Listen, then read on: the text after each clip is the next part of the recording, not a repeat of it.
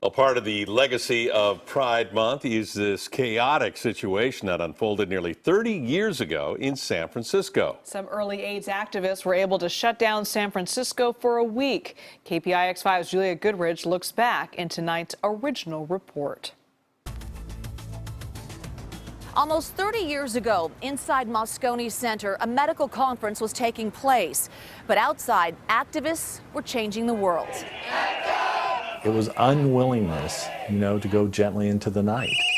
At the time when most people were planning their careers and their lives, we were burying our friends. They had a sense of urgency. They were dying. Harvey Milk used to say, nobody's going to give you your freedom. You have to take it. And that's kind of what ACT UP was doing. ACT UP, the AIDS Coalition to Unleash Power, was a direct action group united in anger over the AIDS crisis. Here in San Francisco, ACT UP made history.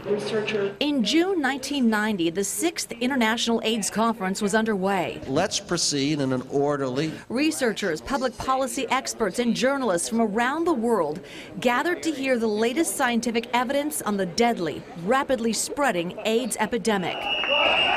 ACT UP crashed the party. Thousands of people showed up for the protests. For 5 days, ACT UP stopped business as usual. The days of quietly accepting government policy were over. Begging and asking wasn't cutting it. Former KPIX reporter Hank Plant covered the conference. He saw how the protesters turned their grief and anger into action. ACT UP changed everything. ACT UP clogged the streets and marched to the INS building on Sansom Street to protest a new law banning HIV-positive people from entering the country. There was anger over the treatment of women, people of color, and IV drug users. To doing all that we can. On the final day, U.S. Health and Human Services Secretary Louis Sullivan arrived at the meeting to deliver closing remarks. Instead, hundreds of protesters stormed the stage.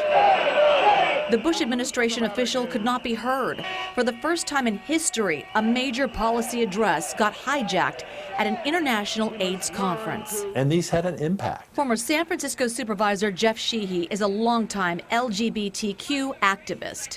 He says the work of ACT UP in San Francisco and elsewhere helped everyone. ACT UP changed the way medicine is practiced, the way research is done, the way drugs are approved. So I think ACT UP had a huge impact. Dr. Laura Esserman is director of the UCSF breast cancer program. She has 2 trials underway, one for better screening, the other to get new treatments more quickly into the hands of women with early stage disease. I think we need to start testing some of these medicines where they matter most, when we can still cure people. She credits groups like ACT UP. It is about urgency. As for 1990, during a time of very little hope, the historic protests ended with a party, a pride parade. The International AIDS Conference returns to San Francisco for the first time next year. At Moscone Center, Juliette Goodrich, KPIX 5. By the way, Oakland is a co-host of the 23rd International AIDS Conference. The International AIDS Society refused to hold the conference in the U.S. after the U.S. barred all travel into the nation by people with HIV. That travel ban was lifted in 2010. We invite you to stay with us for continuing coverage of Pride Month. It all culminates with the big parade, which we will stream live on Sunday, June 30th, KPIX.com.